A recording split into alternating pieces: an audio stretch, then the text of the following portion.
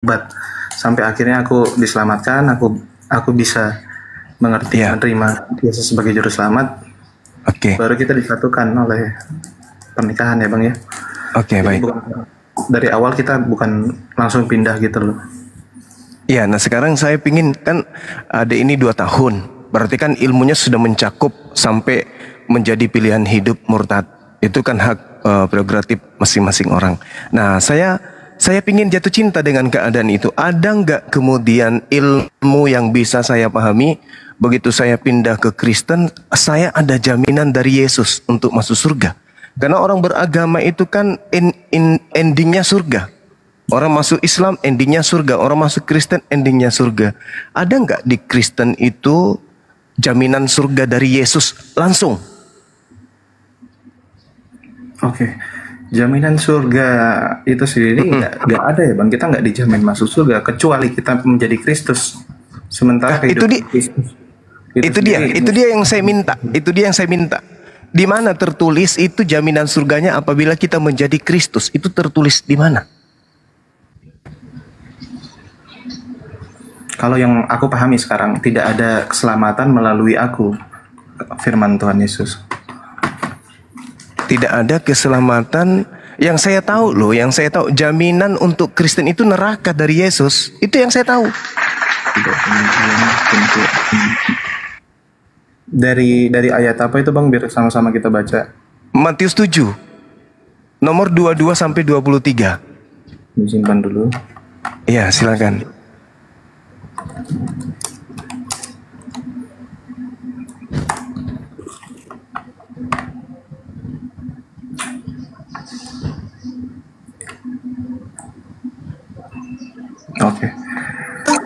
Matius 7 21 sampai 23. Di sini dirangkum dari 21 ya Bang. Bukan setiap orang yang berseru kepadaku, Tuhan, Tuhan, akan masuk ke dalam kerajaan surga. Melainkan dia yang melakukan kehendak Bapakku yang di surga. Pada hari terakhir banyak orang akan berseru kepadaku, Tuhan, Tuhan, bukankah kami bernubuat demi namamu dan mengusir setan demi namamu dan mengadakan banyak mukjizat demi namamu juga? Pada waktu itulah aku akan berterus terang kepada mereka dan berkata, aku tidak pernah mengenal kamu, enyahlah daripadaku, kamu sekalian pembuat kejahatan. Yang diusir ini siapa? Dari pemahaman kami ini untuk orang Farisi Bang. Khusus untuk orang Farisi yang mengetahui kehendak Tuhan tapi tidak menjalankan, tidak berlaku Kristus seperti seharusnya. Paulus orang Farisi atau bukan? Paulus orang. Sebentar ya Bang. Baca. Kalau boleh sambil diinformasikan aja. Bang Zuma kan yang aku tahu kan lebih paham mempelajari Alkitab juga. Jadi cara belajarnya Filipi 3 mudah dikasih tahu, lalu kita cari tahu bersama gitu. Filipi 3 nomor 5 coba baca. Di sini tertulis Filipi 3 ayat 5. Seorang Farisi.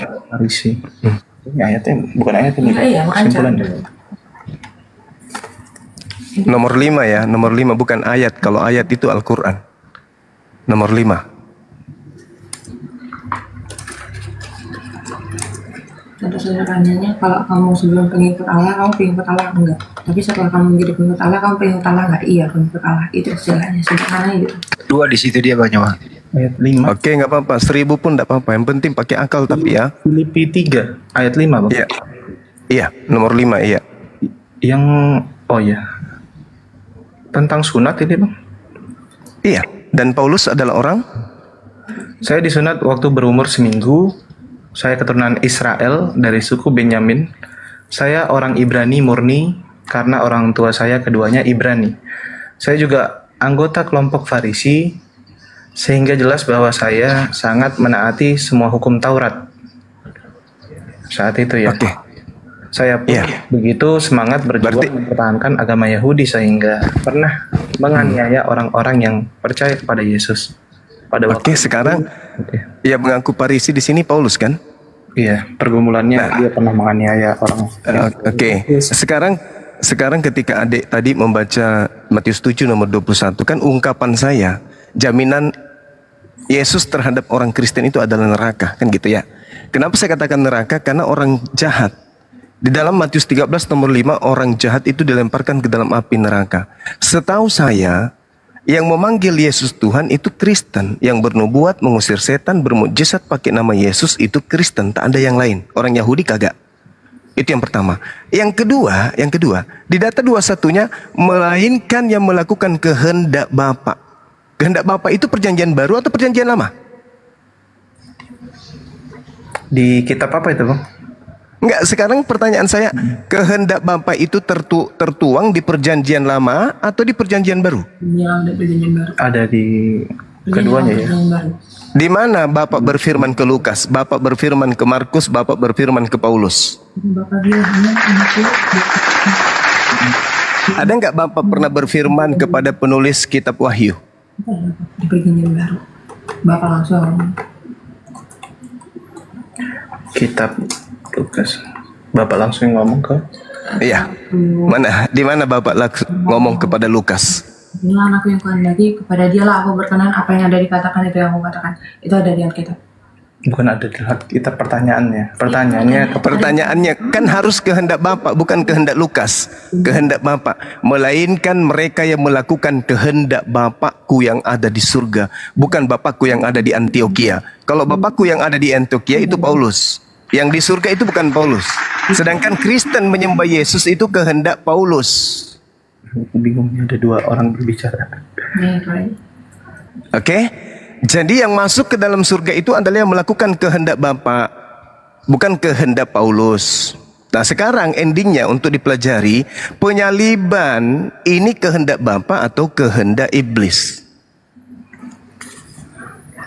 Ada banyak peran di situ ya Bang. Kalau takdirnya memang kehendak Bapa ya Bang. Nah mana dalilnya? Sebentar sama kita kaji ya Bang ya. Iya, sama kita belajar, Dek. Barangkali kalau Bang Zuma tahu bisa dikasih tahu ayatnya Bang, biar langsung kita belajar ke ayat. Kalau kehendak Bapa itu coba dibaca di Keluaran 23 nomor 7, nomor 8. Keluaran 27 nomor 8. 23 nomor 7 nomor 8. Oh 23 nomor 7 sampai 8. Keluaran 23 nomor 7 ayat 7 sampai 8, tapi sampai 10 ya coba biar ada lanjutannya.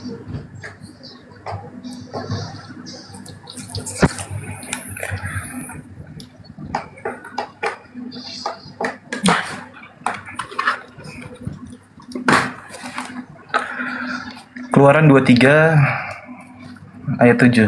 Tuhan memerintahkan agar umat tidak menerima kesaksian palsu dan menjauhi kebohongan, serta tidak membenarkan orang yang bersalah. Selanjutnya, tidak boleh menerima suap karena suap dapat membutakan orang yang bijaksana dan merusak perkara yang benar. Yang dibaca ini versi tahun berapa? Terjemahan baru, Jepang. Terjemahan baru. Haruslah kamu jauhkan dirimu dari perkara dusta. Orang yang tidak bersalah dan orang yang benar tidak boleh kamu bunuh. Sebab aku Tuhan tidak akan membenarkan orang yang bersalah. Pertanyaan saya, kehendak Bapak, bolehkah membunuh Yesus yang orang benar? boleh. Orang yang benar tidak boleh kau bunuh. Boleh nggak membunuh orang benar? Yesus ini kurasa orang benar deh. Akulah jalan, akulah kebenaran. Tidak ada yang sampai kepada Bapa tanpa melalui aku. Orang benar tidak boleh kau bunuh. Orang benar harus kau ikuti. Apa yang menjadi perilaku Yesus itu yang harus diikuti. Iya. Ingat Matius 7. Melainkan yang melakukan kehendak Bapa. Kehendak Bapa, jangan kau bunuh orang benar. Kehendak Bapa, jangan kau bunuh Yesus. Oke. Namun kan yang membunuh Yesus itu kan bangsa Romawi itu sendiri bang, dan Ya, bangsa Romawi cuman eksekutor. eksekutornya ya. Nah, siapa yang menginginkan pembunuhan terhadap Yesus? Bapak. Kehendak Bapak itu bang. Mana dalilnya? Tadi kan kita sudah lihat Keluaran 23. Mana dalilnya kehendak Bapak? Amsal 6 nomor 16, 6 perkara yang dibenci oleh Tuhan, bahkan 7 kekejian di dalam hatinya. Di antaranya adalah menumpahkan darah orang yang tidak bersalah.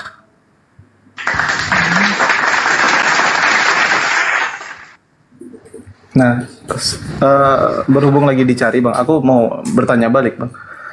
Silakan. Eksekutor yang membunuh Tuhan Yesus itu kan Romawi itu sendiri. Apakah dia Iya. masuk surga atau dia masuk neraka bang? Jelas masuk neraka. Nggak boleh, jelas masuk neraka. Berarti Yang ayatnya itu dituju untuk eksekutornya dan para yang menginginkan Yesus itu mati sendiri kan bang? Yes, makanya di dalam kitab saudara, di situ dikatakan di Matius 26 nomor 59, jelas sekali bahwa mereka menyerahkan Yesus dengan cara apa? Melakukan tipu muslihat, kesaksian-kesaksian palsu. Bahkan di dalam Matius 27 nomor 18, Pilatus mengatakan apa? Mereka orang-orang Yahudi, ahli Taurat, mahkamah agama menyerahkan Yesus untuk disalib karena apa? Karena dengki. Kedengkian terhadap Yesus boleh dibunuh Yesus ini?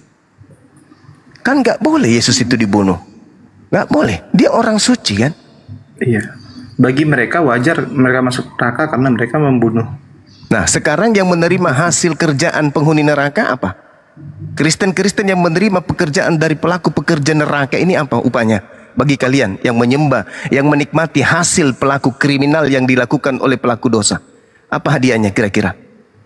Pelaku dosa itu sendiri kan bangsa Yahudi, Romawi dan Pilatus itu sendiri bang. Dosa karena dosa karena membuat Tuhan murka dengan membunuh anaknya, betul? Oke. Nah, sekarang yang melakukan dosa mereka yang panen dari perbuatan dosa kalian. Aku belum paham nih bang. Kenapa kami? Karena kami kan nggak mengikuti. Oke. Yahudi. Baik. Sekarang ketika ada pencuri dan Anda tahu itu adalah hasil curian, lantas Anda makan, itu adalah sebuah kebaikan. Harusnya enggak. Harusnya enggak. Nah, sekarang pertanyaan saya, penyaliban ini hadiah dari Tuhan atau hadiah dari iblis? Tuhan. Kematian ya. Akibat penyaliban kan kematian. Upah dari dosa itu sendiri. Tuhan Yesus kan mati di kayu salib untuk menebus dosa-dosa. Itu kata Kristen. Tapi kata Tuhan? Kata Tuhan dia turun ke bumi ini untuk orang-orang. Itu kata Kristen, Dinda. Sekarang kata Tuhan, jangan kata Kristen. Kalau Kristen sudah selesai kita. Sekarang kan Yesusnya mengatakan, melainkan dia yang melakukan kehendak Bapa. Nah, Bapak mau enggak Bapak ini agar anaknya dibunuh? Itu dulu. Karena di ujung pernyataan Yesus, enyahlah daripadaku kalian semua adalah pembuat kejahatan. Matius 13:50, pembuat kejahatan dilemparkan ke dalam api neraka. Ini adalah darahku, darah perjanjian yang ditumpahkan bagi banyak orang untuk pengampunan dosa. Kitab apa tadi? Di Matius Paulus. Dikatakan ini adalah darahku, darah perjanjian yang ditumpahkan bagi banyak orang untuk pengampunan dosa. Ini dalam konsep Kristiani ya bang ya. Di Ya, Matius perjamuan terakhir. 26 ayat 28. Ini adalah darahku, darah perjanjian yang ditumpahkan bagi banyak orang untuk pengampunan dosa. Itu yang kami itu pedoman kami kenapa Yesus disalibkan. Baik, adik-adik dengarkan saya. Yesus ketika kemudian mengajarkan dirinya kepada Bani Israel, dia mengajarkan bahwasanya akan datang kemudian penyesat yang memakai nama Yesus. Lukas 21 nomor 8. Waspadalah kepada penyesat yang datang kepadamu dengan memakai nama Yesus. Dan berkata, akulah Yesus. Waktunya sudah dekat, jangan kamu percaya. Nah, orang Yahudi ketika berbicara mengenai darah, itu darah hewan. Ketika berbicara mengenai daging, itu adalah roti. roti beragi, bukan manusia, bukan darah manusia. Hanya dewa Molok yang minta persembahan darah manusia. Coba baca Imamat 1 nomor 8. Imamat 1 nomor 1 nomor 2. Katakan kepada orang Israel, apabila mereka hendak mempersembahkan korban persembahan penebus salah, maka ajarkan mereka untuk mempersembahkan hewan ternak, domba, kambing, sapi, lembu. Bahkan Yesus mengajarkan di dalam Matius 8 nomor 4. Pergilah kepada imam, persembahkanlah persembahan yang diperintahkan oleh Nabi Musa. Itu kan dalam perjanjian terdahulu ya Bang. Setelah kematian Yesus, belum pakai korban. Semua perjanjian itu telah digenapi Bang. Bahkan sunat pun tidak bisa menjadi patokan untuk selamat. Kenapa bisa? Mengikuti Kenapa bisa? Yesus Bukankah sunat itu perjanjian kekal? Perjanjian kekal di kitab apa itu ya Bang? Kejadian 17. Hanya untuk umat Abraham Bang. Oke, baik. Coba Anda, oke, baik. Berarti hukum Taurat itu hanya untuk Bani Israel.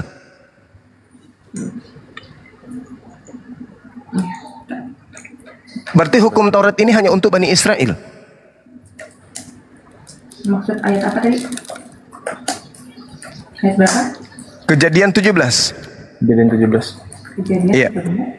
Bahkan di Kejadian 17 nomor 14 dikatakan, dan orang yang tidak bersunat, yaitu laki-laki yang tidak dikerat kulit khatannya, maka orang itu harus dilenyapkan dari antara orang sebangsanya, karena ia telah mengingkari perjanjianku. Jadi berdasarkan Kejadian 17 ini, orang Kristen itu sebenarnya harus dibunuh semua, karena mereka tidak bersunat, karena mereka membatalkan perjanjian kekal Tuhan. Untungnya aku salah satu orang Kristen yang udah bersunat ya Bang. Nah, kalau sudah bersunat pun bahaya. Galatia 5 nomor 2, barang siapa yang menyunatkan dirinya Yesus Kristus tidak berguna baginya. Ayo, mau kemana? Mau kemana? Ini kita baca yang Kejadian 17 dulu ya Bang. Iya, silakan. Belum ku cari Bang. Kejadian 17. Ayat berapa tadi Bang? 14.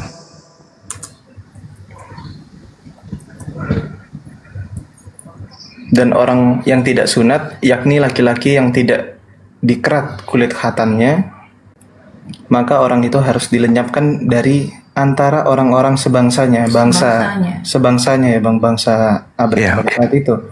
Ia telah mengingkari perjanjianku. Oke. Jadi itu hanya berlaku untuk Bani Israel. Sepemahamanku ya Bang, ini nggak mewakili Alkitab seutuhnya ya, karena aku masih belajar juga. Sepemahamanku ya untuk bangsa Israel. Iya. Berarti Yesus mati untuk bangsa Israel saja dong. Coba baca Galatia 3 nomor 13. Kristus telah menebus kita dari kutuk hukum Taurat dengan jalan menjadi kutuk. Sebab ada tertulis, terkutuklah orang yang mati di atas tiang salib. Yesus mati untuk menebus kutuk hukum Taurat. Hukum Taurat hanya untuk Bani Israel. Berarti Yesus mati hanya untuk Bani Israel.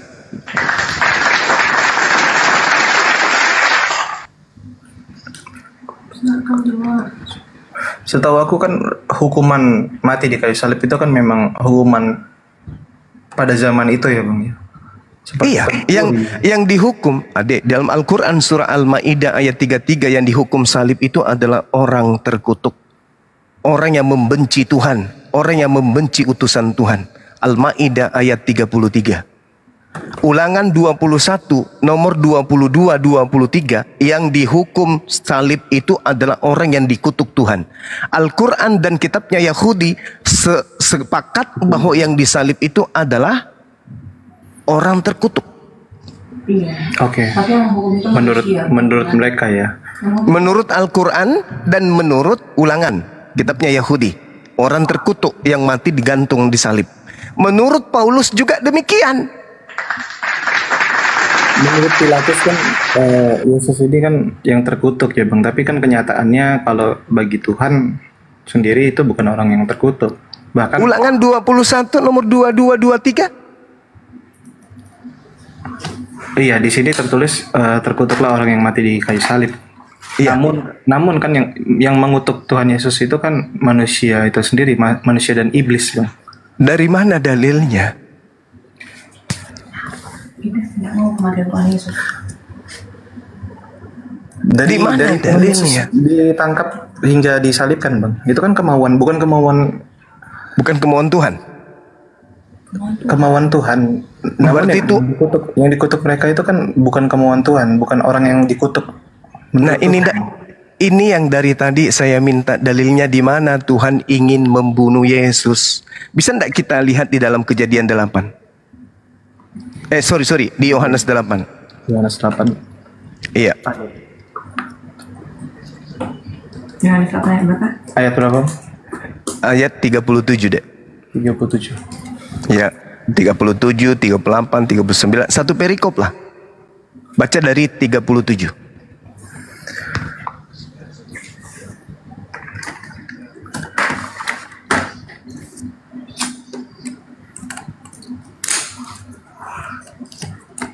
Sebentar, masih loading.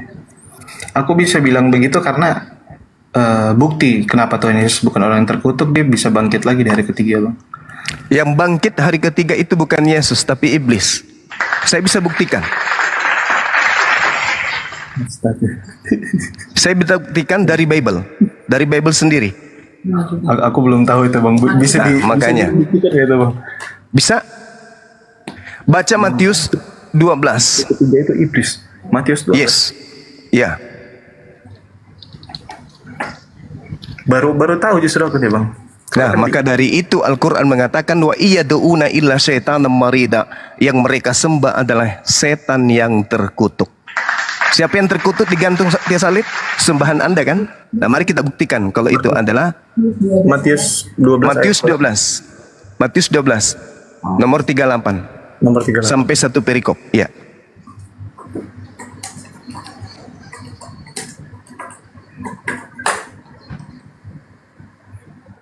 Jauh berapa ahli Taurat dalam Farisi menjawabnya? Katanya. Coba sini biar dibacain ke semuanya. Baca. Orang Farisi, Paulus lagi nih, kena lagi Paulus nih. Jangan di sini lah, di Alkitab Sabda lah. Itu ada penjelasannya, Calvin. Saya bacakan boleh? Boleh bang. Pada waktu itu berkatalah beberapa ahli Taurat dan orang Farisi kepada Yesus, Guru, kami ingin melihat satu tanda daripadamu. Tetapi jawab Yesus kepada mereka. Dengarkan jawaban Yesus. Angkatan yang jahat. Orang Farisi disebut angkatan jahat. Angkatan jahat dan tidak setia ini menuntut satu tanda, tetapi kepada mereka tidak akan diberikan tanda selain tanda Yunus. Sebab seperti Yunus tinggal di dalam perut ikan 3 hari 3 malam, demikian juga anak manusia akan tinggal di dalam perut bumi 3 hari 3 malam. Kalau dia tinggal 3 hari 3 malam, berarti hari keberapa dia keluar dari perut bumi? Hari ketiga. Hari ketiga. Sekarang Anda baca Yesaya 14 nomor 12 sampai nomor 15. Akan bangkit bersama angkatan ini juga sebab orang ini itu bertobat setelah mendengar pemberitaan Yunus. Dan sesungguhnya yang ada di sini lebih daripada Yunus pada waktu penghakiman, ratu dari selatan itu akan bangkit bersama angkatan ini dan ia akan menghukumnya juga. Boleh ke Yesaya 14? Yesaya 14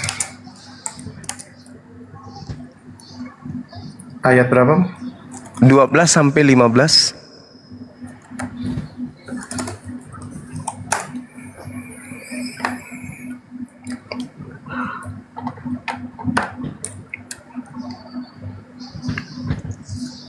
Oh oke, ya. Wah, engkau sudah jatuh dari langit, hai bintang timur. Siapa yang bintang timur? Baca Wahyu 22:16. Oh sebentar dulu bang, ini Yesaya 14 ini ada judulnya ini. Iya. Dari nomor ejekan tentang Raja Babel. Oke, ejekan tentang Raja Babel ya bang ya. Siap. Wah, engkau sudah jatuh dari langit, hai bintang timur. Putra Pajar, engkau sudah dipecahkan dan jatuh ke bumi, hai yang mengalahkan bangsa-bangsa. Engkau yang tadinya berkata dalam hatimu, aku hendak naik ke langit, aku hendak mendirikan tahtaku mengatasi bintang-bintang Allah, dan aku hendak duduk di atas bukit pertemuan jauh di sebelah utara. Aku hendak naik mengatasi ketinggian awan-awan, hendak menyamai yang maha tinggi. Sebaliknya, ke dalam dunia orang mati, engkau diturunkan ke tempat yang paling dalam di liang kubur. Oke. Pertama ini kan ditujukan untuk Raja Babel itu sendiri. Yes, Raja Babel. Tapi ini yang ceritanya adalah yang mau menyamai yang maha tinggi itu siapa? Oke. Bintang Timur. Pada masa itu bintang Timur itu suatu gelar. Iya, gelar Lucifer. Kalau Anda lihat di versi KJP-nya itu Lucifer. Iya. Nah, sekarang Anda Wahyu 22 nomor 16. Siapa yang mengaku? Sama halnya dengan Al-Masih. Al-Masih ada dua Al-Masih yang kita yakini. Ada Al-Masih Ad-Dajjal, ada juga Isa Al-Masih. Iya, betul. Namun gelarnya tetap sama Al-Masih. Bintang Timur itu sebagai gelar bekennya lah pada masa itu. Iya. Iya, betul. Tetapi iya, saya paham. Tetapi kemudian ketika kita berbicara mengenai Al-Masih, mereka diberi gelar karena mereka keliling dunia. Mereka kemudian mendatangi orang-orang. Nah, ini dia yang bintang timur ini ingin menyamai Tuhan. Ini ingin menyamai Tuhan. Al-Masih tidak diberitakan kemudian turun ke alam maut. Tetapi iblisnya ini turun ke alam maut. Yesus memberikan tanda angkatan jahat 3 hari 3 malam di alam kubur. Berarti ada kebangkitan. Sementara bintang timur yang gemerlapan. Bintang timur yang dimaksudkan kepada Tuhan Yesus ini berbeda dengan bintang timur. Karena kan yang kita tahu malaikat pada hakikatnya membawa cahaya juga pada zamannya, Bang. Oke, baik. Baik. Boleh kita buktikan bahwa siapa yang datang di Pulau Patmos ngaku bintang timur, boleh ya? Mungkin Babel yang mungkin menara yang ada. Sebentar lebih kamu kalau mau jawab, Bang. Sorry Bang, aku potong Bang. Ini tampaknya istriku bergebu-gebu, dia pengen join juga live ini. Boleh kita? Boleh. Switch Bang. Boleh. Silakan. Mending aku bingung dengar dua obrolan ya. Oke, mungkin aku jelasin kali ya Bang. Ini on cam nggak ya? Nggak usah lah ya. Aku off cam aja karena aku nggak lagi bahas agama kalian kan. Jadi gini, itu kan penjelasannya tentang Menara Babel yang dimana yang dimaksud untuk menyamai Tuhan. Pada waktu itu Menara Babel dibangun tinggi banget dan mereka bilang mereka akan membangun menara itu sampai ke langit. Ya kan? Kenapa dihancurkan? Karena mereka udah berpikir tuh. Jadi ini sebenarnya bukan ke iblis ya, sorry ya. Ini untuk Raja Babel yang serakah, yang sombong, yang mau menaikkan, yang mau membangun menara tertinggi, yang merasa bisa nih mau sampai nih ke surga. Nah, kenapa dia bintang timur yang dihancurkan? Mungkin kita belajar bahasa Indonesianya gini kali Bang ya. Aku sederhanain aja. Bintang timur yang gemerlapan itu sama bintang timur yang dihancurkan itu udah dua kata yang berbeda. Sementara ini bukan penyebutan untuk iblis tetapi untuk Raja Babel yang mempunyai kesombongan yang berpikir bisa menyamai Tuhan dengan membangunnya menara Babel. Setinggi-tingginya dia bilang dia akan membangunnya sampai ke surga dan akan bertemu Bapa di sana atau apalah yang dia bilangin itu. Intinya itu sih. Jadi dari dua kata yang berbeda ini, yang dimana katanya bintang timur yang dihancurkan dan bintang timur yang bergemerlapan itu dua kata yang berbeda ya. Itu loh Bang. Baik. Sekarang begini, korelasinya dengan Yesus mengatakan angkatan jahat 3 hari 3 malam di perut bumi itu apa? Angkatan jahat diidentikan kemudian dengan 3 hari 3 malam di perut bumi. Sedangkan itu adalah tanda untuk angkatan jahat. Kenapa ke-11 murid tidak percaya tentang tanda Yunus ini? Itu dulu pertanyaan saya. Ayatnya di mana? Karena aku juga masih belajar ya. Itu dia.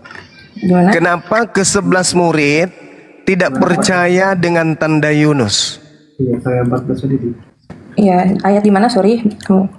Ayatnya di dalam Lukas 24 nomor 9 sampai nomor 11. Endingnya di nomor 11. 24 ayat 9 sampai 11.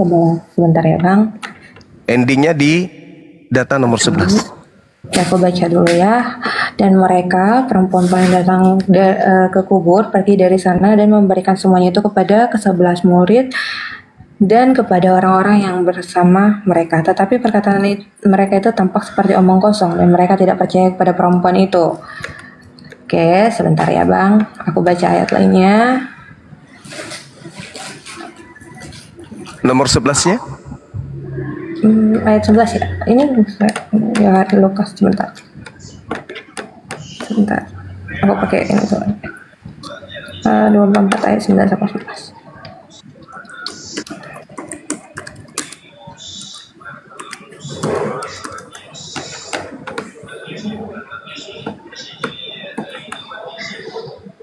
Tetapi Maria berdiri dekat kubur sambil menangis. Ketika ia menangis, ia membungkuk ke dalam kubur itu. Oke. Gini. Nomor 12. Sampai 12 ya, tadi katanya sampai 11 sebentar. Iya. Jawabannya di nomor 12-nya. Endingnya tadi di 11 itu perkataan-perkataan itu dianggap oleh murid-murid itu adalah sesuatu bohongan dan mereka tidak percaya. Itu endingnya. Dan ia melihat dua malaikat berpakaian putih duduk di tempat di mana tubuh Yesus dulu terbaring, yang seorang di kepala dan seorang lagi di kaki. Kenapa nih? Kenapa dengan ayat ini? Anda baca yang data yang lain soalnya. Di data Lukas 24 nomor 12-nya, sungguh pun demikian, Petrus bangun. Sorry. Oke. Lalu cepat-cepat pergi ke kubur itu. Ketika ia menjenguk ke dalam kubur, Petrus melihat hanya ada kain kapan, lalu dia pergi. Dan dia bertanya dalam hatinya, apa yang kiranya telah terjadi. Nih, murid-murid tidak tahu menahu tentang 3 hari 3 malam di perut bumi. Karena itu hanya tanda untuk angkatan jahat. Murid-murid yang bukan angkatan jahat tidak tahu menahu. Oke. Beda kan? Yang jadi pertanyaan. Beda kan antara pertanyaannya, kenapa murid-murid tidak percaya dan tidak mengetahui tentang tanda Yunus? Karena mereka bukan angkatan jahat. Mau bukti lebih? Silakan di data nomor 37-nya, apa yang terjadi kemudian? Ketika muncul Yesus, mereka menganggap dan mengira melihat apa? Lukas berapa? Sorry. Yang tadi Lukas 24. Terus sampai ke 37. Ketika Yesus muncul di 36-nya, sementara mereka bercakap-cakap, Yesus tiba-tiba berdiri di tengah-tengah mereka dan berkata, damai sejahtera bagi kalian. Mereka terkejut dan takut dan menyangka bahwa mereka melihat hantu. Kalau angkatan jahat menunggu pada hari ketiga, yang bangkit dari kubur disangkanya Tuhan. Kalau murid Yesus disangkanya hantu. Angkatan jahat menganggapnya Tuhan. Muridnya Yesus yang bukan angkatan jahat menganggapnya hantu. Oke, gini ya Bang. Ini kan masih ada lanjutannya yang dimana aku sederhananya ya. Ini aku nggak baca ayatnya. Jadi kan itu mereka yang menganggap hantu. Tapi datanglah Tuhan, Thomas, cucukkanlah tanganmu ke dalam lubangku. Ternyata mereka akhirnya tidak mendapat. Akhirnya Thomas bilang, Tuhanku ya Allahku. Karena ketika mereka mencucukkan tangannya, yang dimana kan orang tuh mikir hantu kalau dagingnya nggak ada ya, oke ya. Tapi di sini Tuhan bilang, cucukkanlah tanganmu ke lubangku. Itu lubang yang sama yang waktu disalibkan itu masih ada dan dagingnya masih ada. Akhirnya Thomas bilang, ya Tuhanku ya Allahku, ya kan? Nah terus? Jadi muridnya percaya. Yesus makan ikan goreng di situ untuk membuktikan dirinya manusia atau membuktikan dirinya Tuhan. Ketika murid-murid tidak percaya, ya? Membuktikan dirinya Tuhan. Oh, makanya gitu. dia bilang, siapa orang yang percaya tapi tidak melihat, maka dia diberkati. Jadi ketika dia makan ikan goreng itu membuktikan dirinya hantu atau membuktikan dirinya Tuhan, dan saudari adik ini mengatakan itu untuk membuktikan dirinya Tuhan. Makan ikan maksudnya? Ya kan dia minta ikan kan? Adakah di antaramu di sini yang memiliki makanan? Mereka kemudian memberikan sedikit madu dan ikan goreng. Yesus mau makannya. Pertanyaan saya, Yesus makan ikan goreng untuk membuktikan dia bukan hantu, untuk meyakinkan muridnya aku bukan hantu loh, atau supaya mereka menganggap dirinya Tuhan? Yang paling utama itu ketika Tuhan Yesus bilang, cucukkanlah tanganmu ke lubangku. Ya. Lalu kemudian muridnya kaget, takjub. Sama seperti ketika kami melihat ada orang ditabrak mobil, boom, tapi orang itu terpental dan tidak mati. Seketika kami mengatakan apa? Ya Allah ya Rabb, ya Allah ya Rabb, ya Tuhanku. Apakah orang yang ditabrak mobil ini Tuhan? Jadi gini loh Bang, Tuhan Yesus kan mati ya. Tuhan Yesus itu mati, bukan orang yang ditabrak tapi dia nggak mati, atau bukan Tuhan yang disalibkan tapi dia nggak mati. Jelas dia mati, dicucuk, bahkan untuk memastikan kematian Tuhan Yesus masih dicucuk loh lambungnya, ginjalnya, sampai dia mati. Justru Yesus kemudian menunjukkan, inilah tanganku, inilah kakiku, buktinya aku tidak mati, bukan bangkit dari kubur. Kalau bangkit dari kubur berarti dia hantu. Bukan bangkit dari kubur jadi Tuhan. Itu ajaran Paulus. Roma 14 nomor 9. Untuk itulah Yesus mati, agar ia bangkit dari kematian, agar dia bisa menjadi Tuhan. Itu. Tapi ini Yesus di Lukas 24 ingin membuktikan dirinya, aku bukan hantu loh. Aku orang yang hidup loh. Bukan hantu aku ini, aku bukan setan. Ada apa dengan kalian? Mengapa kamu terkejut? Dan apa sebabnya timbul keraguan-raguan di dalam hati kamu? Lihatlah tanganku, lihatlah kakiku. Aku sendirilah ini, rabalah aku, lihatlah aku. Dan karena hantu tidak makan daging, apa? Karena hantu tidak berdaging dan tidak bertulang, seperti yang kamu lihat ada padaku. Aku ini adalah manusia. Adakah di antaramu yang memiliki makanan? Untuk membuktikan itu, diberikanlah ikan goreng, makan. Untuk membuktikan dia bukan hantu, bukan membuktikan dirinya Tuhan. Kita kembali dulu ya Bang, aku jelasin. Untuk yang pertama kali, ke Tuhan Yesus itu nggak menunjukkan kalau misalnya kayak datang ke dunia ini disalibkan terus mati dan bangkit, nggak menunjukkan kalau misalnya kayak aku manusia yang bisa bangkit nih, bukan kayak gitu.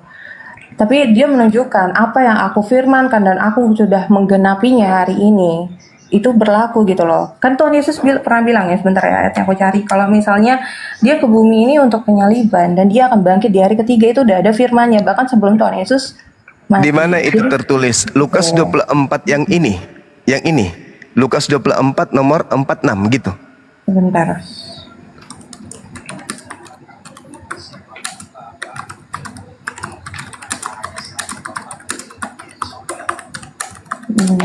Dari Oke, sebentar ya. 2446. Ini Matius 16 ayat 21. Mulai dari waktu itu Yesus mulai memberitahukan pada murid-muridnya bahwa ia harus pergi ke Yerusalem dan menanggung banyak penderitaan dari pihak tua-tua imam-imam pada ahli-ahli Taurat, bahwa ia harus dibunuh dan pada hari ketiga dia bangkit.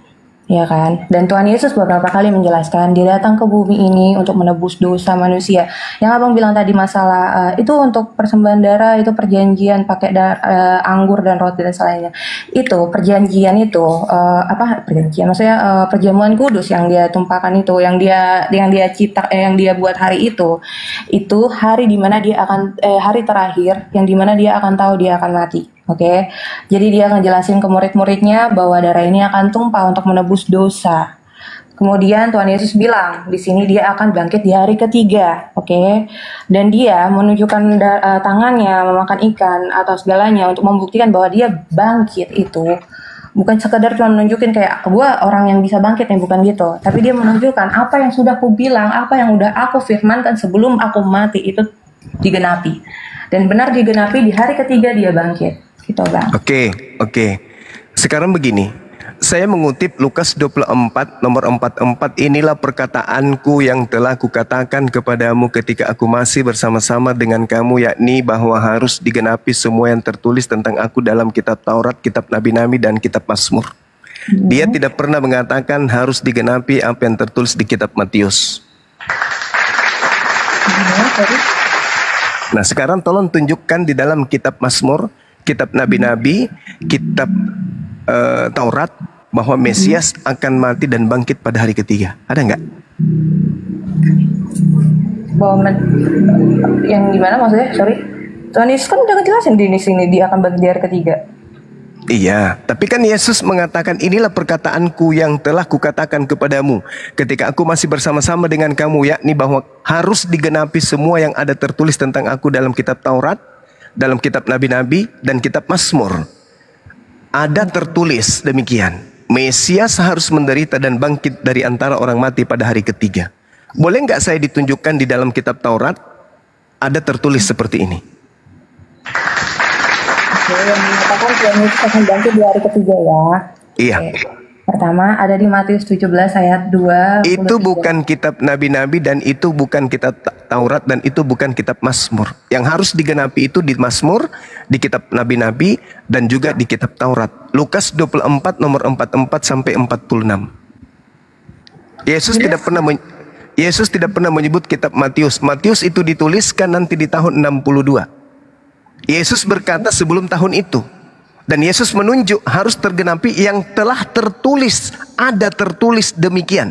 Mesias harus menderita dan bangkit di antara orang mati pada hari ketiga. Ada tertulis. Berarti itu sudah tertulis. Dan Yesus mengatakan di data 4-4-nya di Lukas 24 tadi. Dikatakan tertulisnya di Taurat. Tertulisnya di Mazmur. Tertulisnya di kitab para nabi. Tolong tunjukkan saya di mana di Taurat Mesias mati bangkit pada hari ketiga. Jangan ambil dari kitab yang baru tertulis di nanti tahun di 62. Oke, dari Hosea 6 ayat 2, itu dari perjanjian lama ya. Sesudah 2 hari ia akan menghidupkan kita, pada hari ketiga ia akan membangkitkan kita dan kita akan hidup di dalamnya. Itu tertulis di mana? Di Hosea 6 ayat 2. Di Hosea? Iya. Oke. Kalau Anda membaca Markus 16 nomor 16, kitab Taurat dan kitab nabi-nabi hanya berlaku sampai Yohanes.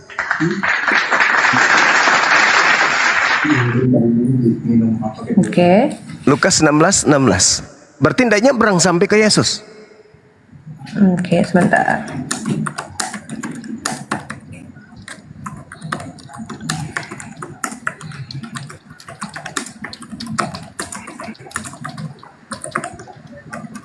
Diam dulu kawalan, diam dulu Lan. Bentar. Mau lewat. Sebentar.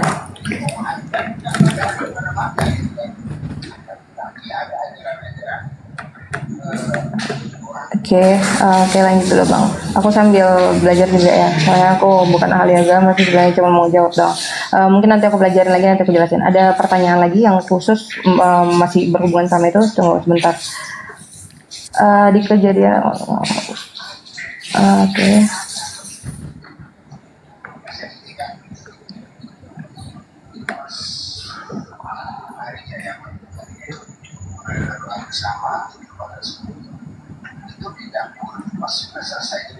Cuma sebenarnya terjadwal loh, cuman waktunya Saya ada udah. jadwal.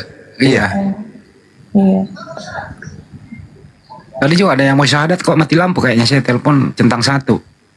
Yang standby tadi di sini. Namanya yang memualaf tuh Martinus Christopher mau syahadat malam ini. Tunggu saya telepon lagi, orangnya kok nggak turun dia. Mungkin aku pelajarin dulu kali ya Bang, karena aku masih coba. Karena aku kan masih belajar juga. Nanti aku kalau misalnya kapan-kapan kita ketemu lagi dan aku udah ketemu jawabannya, mungkin aku bisa jelasin kali ya. Baik. Aku baru juga sih soalnya ikut-ikut live kayak gini. Cuman membantu jelasin yang tadi. Sama mungkin ada pertanyaan selain itu dulu, untuk ditampung dulu, aku pelajarin lagi nanti. Saya hanya ingin titip ini, Dek. Coba Anda dalami Yohanes 11 dari 45 sampai data nomor 57. Oke. Oke ya. Sorry sebentar Bang, aku catat dulu ya. Mana tadi Yohanes? Yohanes 11 45 sampai 57.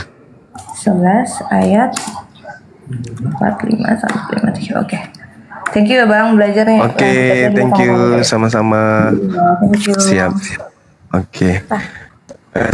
Sahabat-sahabat sekalian, Dinda Pandi saya bergeser dulu ya. Lu banyak syarat kan dulu nih satu nih. Ada sebentar loh. Ini jaringannya Mas Pandi, coba dicek. Udah didaftar tapi jaringan dia. Ya udah bagus. Tadi barusan telepon, tunggu bentar. Mas Pandi? Iya, Siap, ini dia di atas Bang Andi, ini di bawah Bang Andi ini. tapi nggak kelihatan di sini. Sesepuh yang langsung muncul ya Bang. Ya udah saya turunkan dulu dia, baru suruh naik kembali dia Bang Andi. Iya.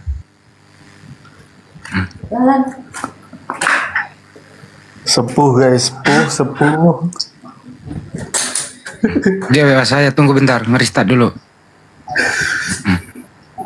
Timo. Kamu tuh murtad, Yesus tidak berguna bagimu bro, kamu udah disunat. Timo nasibmu kini nak. Masih ada waktu untuk belajar. Selama raga masih bisa bergerak-gerak. Belajar lagi, apalagi beliau dan istrinya mau belajar. Alhamdulillah. Iya. Betul. Nanti kita belajar tentang Al-Quran Sebenarnya sama-sama. istriku pun juga sempat bersahadat juga ke Bang 2023 ya. Itu mah dipaksa mamamu. Iya, nanti sama-sama kita belajar. Belajar lagi, kita belajar lagi. Iya. Open minded kok gitu. Masya Allah. Saya suka dengan anak-anak muda yang mau belajar. Udah ada Bang Pandi? Belum? Dia restart HP katanya. Tuhan Yesus di hati. Belum Bang Andi, diam dulu kawalan.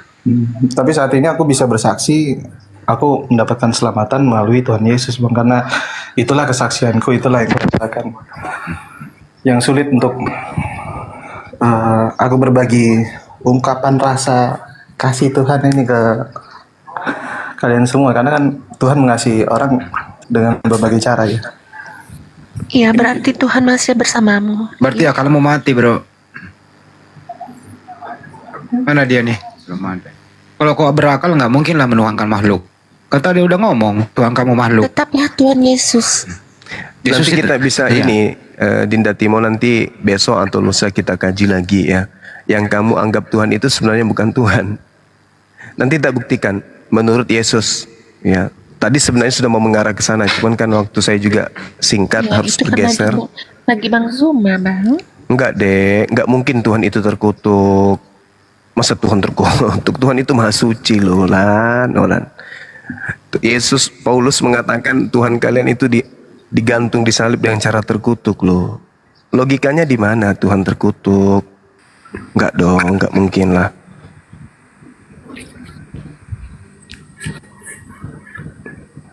Kata Adam juga kan sebelum diusir dari surga, andaikan bisa berbicara kepada Olan, Olan, enak lo makan buah ilmu pengetahuan. Ternyata malaikat yang datang kepadaku mengajarkan makan ilmu pengetahuan. Akhirnya aku sekarang tahu baik dan buruk lo. Kan Ya, gitu, kayak dianggap gini ya, indah Bang kan. Zuma. Pelanggaran yang Tuhan katakan jangan dilanggar dianggap indah kan jadinya. Kan gitu. Iya, ini Namun ada di keraguan Kristen sedikit. Nabi Adam bukan di surga, Bang.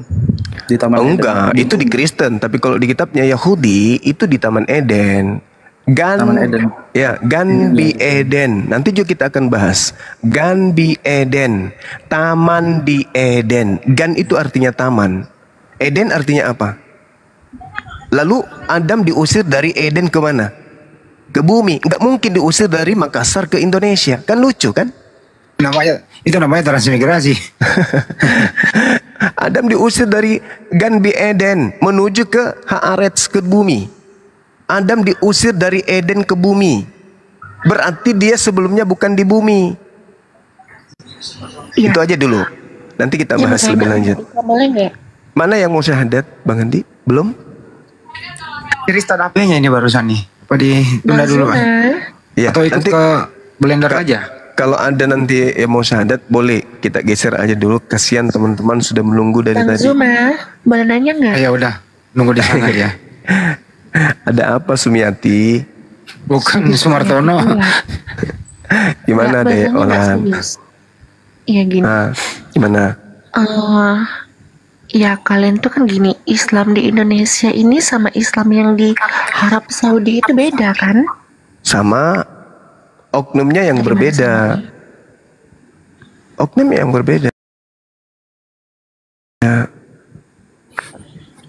Oh gitu ya. Di Indonesia ini mazhabnya Imam Syafi'i, Bang, yang kita anut.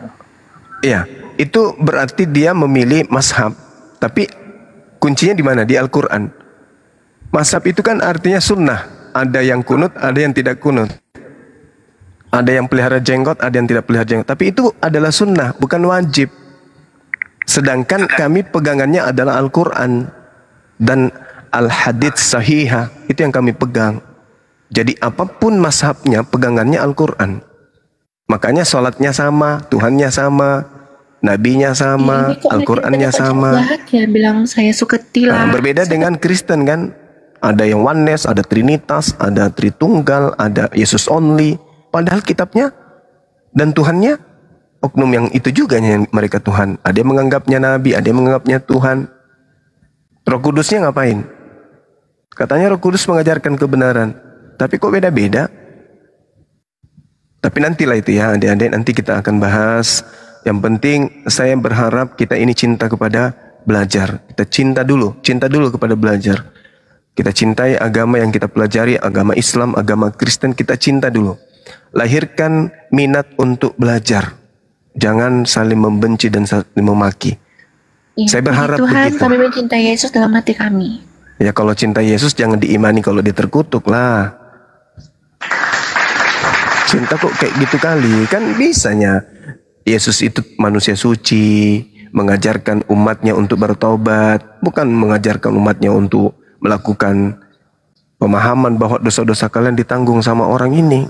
Jangan kayak gitulah. Coba Anda baca Yohanes 5 nomor 29. Orang ketika dibangkitkan dari kubur ada dua. Tapi semuanya akan dihakimi berdasarkan perbuatan masing-masing. Orang benar masuk surga, orang salah masuk neraka. Udah ini banyak, orangnya udah datang nih banyak. Assalamualaikum warahmatullahi wabarakatuh. Waalaikumsalam. Bisa langsung open cam bang, orangnya ada di situ. Ada orang di samping saya nih. Langsung open cam. Olan jangan turun ya, lihat-lihat ya Olan ya, jangan turun Olan. Langsung buka kameranya bang.